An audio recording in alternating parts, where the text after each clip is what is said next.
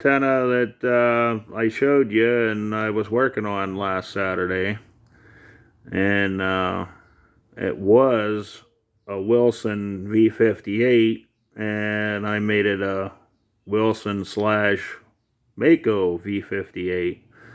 So there's Maco parts on it and Wilson parts on it. 10-4. Now that guy's right around 10-11 miles away from me. Let's go see something. What I acquired, I actually bought it in December and got it 2-3 weeks ago. Finally got it down. But this was a Wilson v58 before Maco owned the rights to the v58. But I had to upgrade, well, the hoop ring. I had to buy all these parts. This standoff for the SO239, because the one for the Wilson was mounted to the actual element. And the elements used to pass through this base. I'm going to have to get a new base. But they went completely through. And when I seen this antenna, they were just sitting in there doing this in the wind, cutting the bottom out of it. So he's 10 miles away and we're 2.5 foot off the ground. And there's the astroplane. What I'm trying to do is get this set up. I need to get hose clamps yet to clamp the ground radials on. And then it's probably going to go up there where the astroplane is. And tuned out to 1.1, 1.2 right there, and just adjusted the ohms. I think they're like between, in the 40 channels, are between 46 and 51 ohms. So it needs cleaned. So every joint there needs polished with like a Scotch Brite, and then I have some no oxide. I guess that's what they use on the commercial towers for mechanical connections. Got my inch gap, air gap, and all that happy stuff. The old one, the old shorting bar, was screwed into the main element. But I'm just going to have to order a base from Maco, because all the other aluminum's good.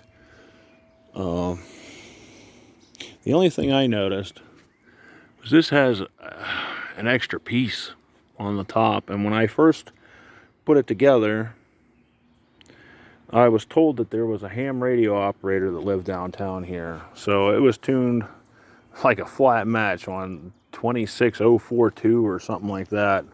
So the low 26s, it was dead nuts. And I was having a little issue with trying to get this tuned. And I just went and did a little research, read Maco's measurements and how to set the elements. They need to be 6 inches inside of each other, and then you adjust it here at this clamp, the overall length, or fine tuning your SWR. And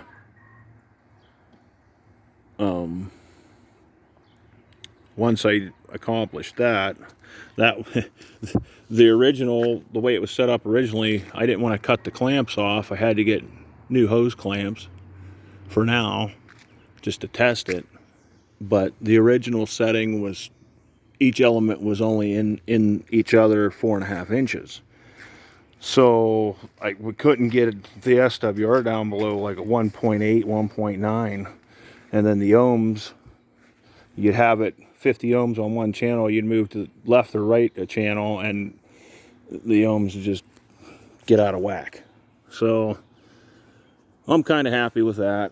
46 to 51 ohms for right now for what it is. It's probably been up there since at least 1980, if not earlier. It's the second owner in that house after this was put up, so I have no idea when it was actually put up. But yeah, that was a original Wilson v58, and now it's a Maco / Wilson v58, and it's probably going to just be a Maco v58 by the time I'm done, because I'm going to need that bottom section. So that was the update vid for YouTube for a little while. Haven't done one, I don't think. But yeah, another antenna project done. I want to get it up in the air, get it on the pole. Still haven't did my tower yet. I got one tower there, 40 footer with I think there's probably, well, that rusty pipe sticking up's more than 10 feet, because each of these straight ones are 10 feet.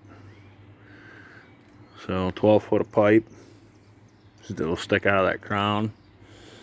Got more pipe. That rusty one was from this same tower. This is the tower that the MA4 Hornet come down. I took down here in the fall. I got to go back up and get the other antenna that we used as kind of like a winch pole. Gonna do that Saturday. Hopefully, I got to take we have an old block truck that hauled concrete blocks, crane on it. I'm going to take that down that way with that. And I have 2 more towers on the trailer. My old Gizmochi tower that I have old videos of me raising it and lowering it with a drill. That's on my trailer. So right now we're just kind of temporary, other than the Finco coming down and this kinked over right there at the edge of the eave. So I laid it down and zipped that off with the whiz wheel, made it square, put it back in there, and so far the Astroplane's surviving in some of the wind. That's why I want to kind of get that up there. I can get parts for that. If it comes down, that I can't. So I would like to take that down, clean it up, replace the hardware. I might even just pack it away, take it apart and everything, and get it packed away, and save it for when I actually have a tower up, and do it right. So I'd rather have it on a tower. A tower don't want to come down as easy as something this janky. But it was just to get me up and talking for now, so I gotta dig a hole. I don't want to do it.